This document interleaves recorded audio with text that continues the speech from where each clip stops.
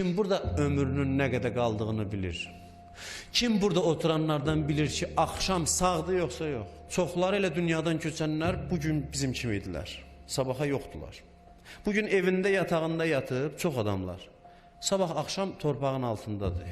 Özü də bilmir ki, sabah da bu yatağa girənməyəcək. Bilinmir o nə qədər fürsətdir. Amma nə qədərdirsə, indi içindəsən, indi zamanın içindəsən, qədrini bil, dəyərləndir. Bir zamanda 100 iş görə bilərsən, ən səmərəli işi seç. Bu çox mühüm məsələdir. Yəni, düşünməli olduğumuz məsələlər bunlardır. Biz hər şeydən düşünürük bu şeylərdən başqa. Biz elə sağa sola zamanımızı xərcləyirik ki, elə bil ki, çox dəyərsiz bir şeydir. Elə bil ki, kimsə bizə zəmanət verib ki, narahat olma, çoxdur vaxt. Bu çox böyük bir xəstəlikdir insan üçün.